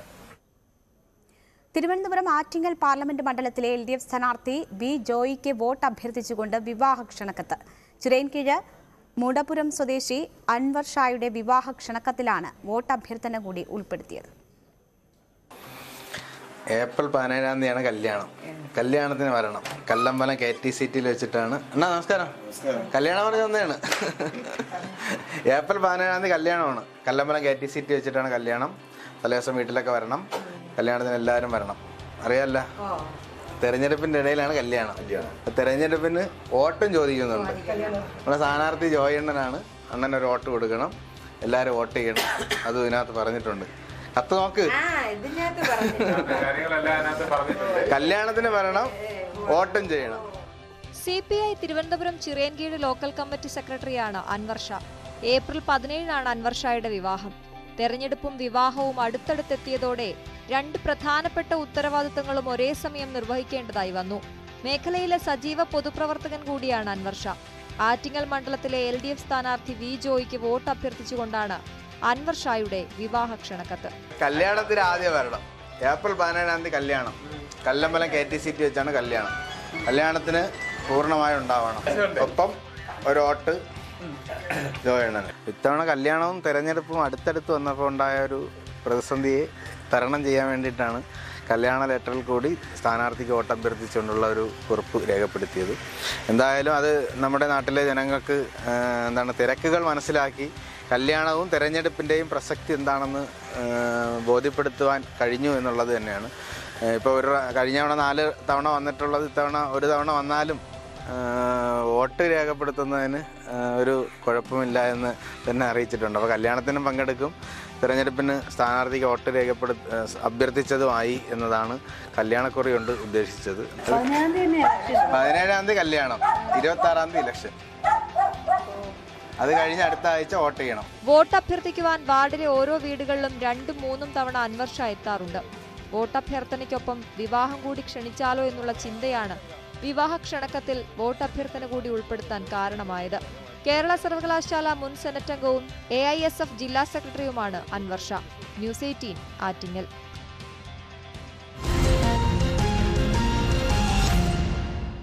രാജ്യം തെരഞ്ഞെടുപ്പിലേക്ക്. Co presented by Berger paints, 100 years of trust. ഒരിടവേള കൂടി.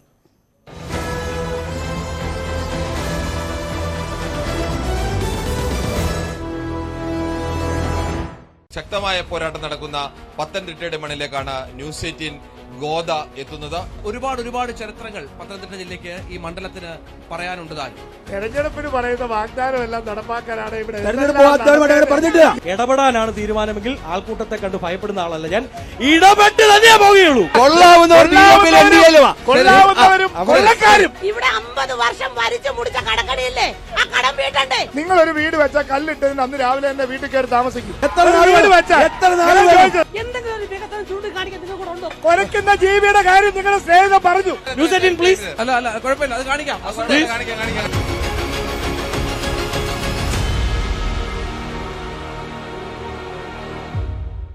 Goda, co-presented by Berger Paints, 100 years of trust. And ICL FinCorp. ICL FinCorp, the intelligent choice. Co-powered by Chungat Jewelry. Chungat Jewelry lightweight goldന്റെ ഏറ്റവും പുതിയ collection. ചെയ്യുന്നു. അവിടെ നിന്ന്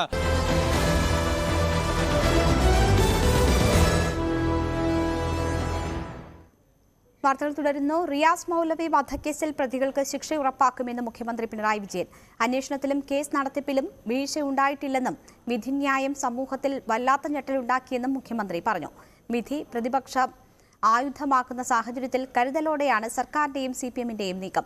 കേസിൽ പുനരന്വേഷണം ആവശ്യപ്പെട്ട് മുസ്ലിം league രംഗത്തു വന്നു. വീഴ്ച കോടതിക്കോ പ്രോസിക്യൂഷനോ എന്ന തലക്കെട്ടോടെ സമസ്ത മുഖപത്രമായ സുപ്രഭാതം മുഖപ്രസംഗം എഴുതി.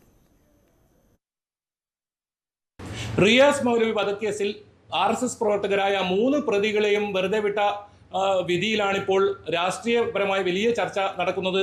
ഈ സംഭവത്തിൽ സർക്കാരും അതുപോലെ തന്നെ CPMും വലിയ പ്രതിരോധത്തിലായിരിക്കുന്നു. എന്തായാലും പ്രതികൾക്ക് ശിക്ഷ ഉറപ്പാക്കുമെന്നാണ് മുഖ്യമന്ത്രി പിണറായി വിജയൻ പറഞ്ഞത്. ഒപ്പം വിധി ഞെട്ടലുണ്ടാക്കുന്നുവെന്നും മുഖ്യമന്ത്രി പറയുകയുണ്ടായി. റിയാസ് മൗലവിയുടെ ഘാതകർക്ക് അർഹമായ ശിക്ഷ ഉറപ്പാക്കാൻ സർക്കാർ പ്രതിജ്ഞാബദ്ധമാണ്. അതിനായി നിയമത്തിൻ്റെ എല്ലാ സാധ്യതകളും തേടുമെന്നതാണ് പറയാനുള്ളത്. ഞങ്ങൾ മൗലവിയുടെ തന്നെയാണ് നിൽക്കുക, ആ കുടുംബത്തിനൊപ്പം തന്നെയാണ് നിൽക്കുക. ആവശ്യമായ രീതിയിലുള്ള ഫലപ്രദമായ സഹായം ഗവൺമെന്റിന്റെ ഭാഗത്തുനിന്ന് ഉണ്ടാവും എന്നും പറഞ്ഞിട്ടുണ്ട്. പ്രതിപക്ഷ നേതാവ് VD സതീശൻ ഈ വിഷയത്തിൽ പ്രോസിക്യൂഷനും അതുപോലെ തന്നെ പോലീസിലും വീഴ്ചയുണ്ടായി എന്നും പറയുന്നു. എന്തായാലും ഇതിൽ ഗൂഢാലോചന നടന്നിട്ടുണ്ടെന്നും VD സതീശൻ പറയുകയുണ്ടായി. അത്തരത്തിൽ ഇത് കാസർഗോഡ് ജില്ലയിൽ മാത്രമല്ല സംസ്ഥാന തലത്തിൽ തന്നെ ഈ വിഷയം ചർച്ചയാക്കി കൊണ്ടുവരാനാണ് UDF ഇപ്പോൾ ശ്രമിക്കുന്നത്. എന്തായാലും ഈ സംഭവത്തിൽ പുനരന്വേഷണം നടത്തണം എന്നാണ് ഇപ്പോൾ മുസ്ലിം ലീഗ് ആവശ്യപ്പെട്ടിരിക്കുന്നത്. ഇതിൽ പോലീസിനും പ്രോസിക്യൂഷനും തമ്മിൽ ഒരു ഒത്തുകളി നടന്നിട്ടുണ്ടെന്നും മുസ്ലിം ലീഗ് കാസർഗോഡ് നടന്ന വാർത്താ സമ്മേളനത്തിൽ ആരോപിച്ചു. സർക്കാരിന് അങ്ങനെ ഒരു അഭിപ്രായമുണ്ടെങ്കിൽ ഒരു പുനരന്വേഷണത്തിന് ഉത്തരവിടാമായിരുന്നു. അത് ചെയ്യുന്നില്ല. ഞങ്ങൾ കോടതിയെ സമീപിച്ചുകൊണ്ട് ആ കുടുംബത്തിന് ചെയ്യാവുന്ന എല്ലാ സഹായങ്ങളും മുസ്ലിം ലീഗിന്റെ ഭാഗത്തു നിന്നുണ്ടാവും. ഇനി കാസർഗോഡ് ഇങ്ങനെ ഒരു കലാപഭൂമിയാക്കി മാറ്റാൻ അനുവദിക്കില്ല. വരും ദിവസങ്ങളിലും വിഷയം സജീവമായി ചർച്ചയാക്കാനാണ് UDF ഇപ്പോൾ തീരുമാനിച്ചിരിക്കുന്നത്. അത്തരത്തിൽ നിരവധി പ്രതികരണങ്ങളാണ് ഇത് സംബന്ധിച്ച് കുഞ്ഞാലിക്കുട്ടിയുടെ ഉൾപ്പെടെ പുറത്തുവരുന്നത്. വിചിത്രമായ കാര്യങ്ങളാണ് പോലീസ് എഴുതി വച്ചിരിക്കുന്നത്. അതേപോലെ തന്നെ പ്രോസിക്യൂഷൻ കോടതിയിൽ പറഞ്ഞിരിക്കുന്നത്. ഒരു നിരീക്ഷണം എന്ന് പറയുന്നത് ഈ കാര്യത്തിൽ ഒരു അന്വേഷണം തന്നെ നടന്നിട്ടില്ല എന്ന മാതിരി ഒരു പ്രോസിക്യൂഷൻ നടന്നിട്ടില്ല. അന്വേഷണമോ പ്രോസിക്യൂഷനോ നടക്കാത്ത കേസ് പിന്നെ വിട്ടുപോകില്ലേ. സമസ്തയുടെ മുഖപത്രമായ സുപ്രഭാതത്തിലും രൂക്ഷ വിമർശനമാണ് സർക്കാരിനും ഒപ്പം പോലീസിനും പ്രോസിക്യൂഷനും എതിരെ വന്നത്. എന്തായാലും ഇത് പോലീസും പ്രോസിക്യൂഷനും വീഴ്ചയുണ്ടായി എന്ന് തന്നെയാണ് സമസ്തയുടെ മുഖപത്രമായ സുപ്രഭാതത്തിൽ പറഞ്ഞിരിക്കുന്നത്. ഇത്തരത്തിൽ വിഷയം സമൂഹ മാധ്യമങ്ങളിൽ ഉൾപ്പെടെ വലിയ ചർച്ചയായി കൊണ്ടിരിക്കുന്ന ഒരു സാഹചര്യം കൂടി നിലവിലുണ്ട്. എന്തായാലും നാളെ റിയാസ് മൗലവിയുടെ ഭാര്യ സൗദ സഹോദരൻ ഒപ്പം ആക്ഷൻ കമ്മിറ്റി ഇവരുടെ വാർത്താ സമ്മേളനവും വിളിച്ചു ചേർത്തിട്ടുണ്ട്. ഇവരുടെ ഭാവി പ്രവർത്തനങ്ങൾ, ഇത് സംബന്ധിച്ച് ഭാവി പരിപാടികൾ ഈ വാർത്താ സമ്മേളനത്തിൽ അറിയിക്കും. എന്തായാലും ഇതിൽ അപ്പീൽ പോകാൻ സർക്കാർ എന്തായാലും തീരുമാനിച്ചിട്ടുണ്ട്. അത്തരം നടപടികളുമായി സർക്കാർ മുന്നോട്ട് തന്നെ പോകുമെന്നാണ് എന്തായാലും അറിയിച്ചിട്ടുള്ളത്. എന്തായാലും ഈ വിധിയിൽ ഇപ്പോൾ എന്തായാലും ഇത്തരത്തിൽ LDF-നെ വലിയ തോതിൽ പ്രതിരോധത്തിലാക്കുമ്പോൾ ഈ വിഷയം സജീവ ചർച്ചയാക്കാനാണ് UDF-ഉം ഇപ്പോൾ ശ്രമിക്കുന്നത്. കേന്ദ്ര സാഹിത്യ അക്കാദമി വിശിഷ്ടാംഗത്വം പ്രശസ്ത സാഹിത്യകാരൻ C. രാധാകൃഷ്ണൻ രാജിവെച്ചു. അക്കാദമി ഫെസ്റ്റിവൽ കേന്ദ്രമന്ത്രി ഉദ്ഘാടനം ചെയ്തതിൽ പ്രതിഷേധിച്ചാണ് വിശിഷ്ടാംഗത്വം രാജിവെക്കുന്നതായി അറിയിച്ചത്. സാഹിത്യത്തിൽ യാതൊരു പരിചയവുമില്ലാത്തയാളാണ് ഫെസ്റ്റിവൽ ഉദ്ഘാടനം ചെയ്തതെന്നും അക്കാദമിയുടെ സ്വാതന്ത്ര്യം ഇല്ലാതാക്കുന്ന തരത്തിൽ രാഷ്ട്രീയവൽക്കരണത്തെ എതിർക്കുന്നതായും സൂചിപ്പിക്കുന്ന കത്തിൽ കഴിഞ്ഞ തവണ സഹമന്ത്രി ഉദ്ഘാടന ചടങ്ങിൽ പങ്കെടുത്തപ്പോൾ പ്രതിഷേധമുയർന്നതായും പറയുന്നു. റഷ്യൻ യുദ്ധഭൂമിയിൽ അകപ്പെട്ട തിരുവനന്തപുരം അഞ്ചുതെങ്ങ് സ്വദേശി പ്രിൻസ് സെബാസ്റ്റ്യൻ ഡൽഹിയിലെത്തി. ഇന്ന് പുലർച്ചെയാണ് ഡൽഹി വിമാനത്താവളത്തിലെത്തിയത്. വ്യാജ റിക്രൂട്ട്മെന്റ് തട്ടിപ്പിനെക്കുറിച്ച് അന്വേഷിക്കുന്ന CBI സംഘത്തിന് വിവരങ്ങൾ കൈമാറിയ ശേഷം നാട്ടിലേക്ക് മടങ്ങും. വൈദ്യുതീകരണം പൂർത്തിയായ ഷൊർണൂർ നിലമ്പൂർ റെയിൽപാതയിൽ ഇലക്ട്രിക് ട്രെയിൻ കന്നിയോട്ടം നടത്തി. കഴിഞ്ഞ ദിവസമാണ് പാതയിൽ വൈദ്യുതീകരണം പൂർത്തിയായത്. റെയിൽവേ ഉന്നത ഉദ്യോഗസ്ഥരുടെ നേതൃത്വത്തിൽ നടത്തിയ പരീക്ഷണ ഓട്ടമാണ് വിജയകരമായത്. നിലമ്പൂരിൽ നിന്ന് ഷൊർണൂർ വരെയായിരുന്നു ട്രെയിനിന്റെ വേഗത. പരീക്ഷണ ഓട്ടം നടത്തിയത്.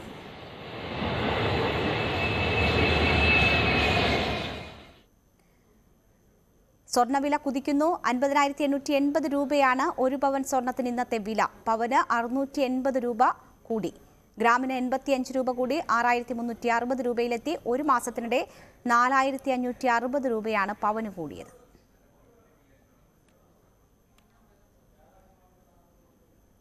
ഇന്നത്തെ സ്വർണം വെള്ളി നിരക്കുകൾ.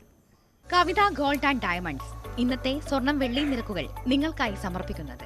വലിയ സ്വപ്നങ്ങൾ, വലിയ സന്തോഷങ്ങൾ, വലിയ collection. Kavitha gold and diamonds. സ്വർണം 22 ക്യാരറ്റ് ഗ്രാമിന് 6,350 രൂപ, പവന് 50,800 രൂപ. സ്വർണം 18 ക്യാരറ്റ് ഗ്രാമിന് 5,315 രൂപ, പവന് 42,520 രൂപ. വെള്ളി ഗ്രാമിന് 81 രൂപ, കിലോയ്ക്ക് 81,000 രൂപ. കവിത ഗോൾഡ് ആൻഡ് ഡയമണ്ട്സ് ഇന്നത്തെ സ്വർണം വെള്ളി നിരക്കുകൾ നിങ്ങൾക്കായി സമർപ്പിക്കുന്നത്. വലിയ സ്വപ്നങ്ങൾ, വലിയ സന്തോഷങ്ങൾ, വലിയ collection. Kavitha gold and diamonds. Bulletin പൂർണ്ണമാകുന്നു. നമസ്കാരം.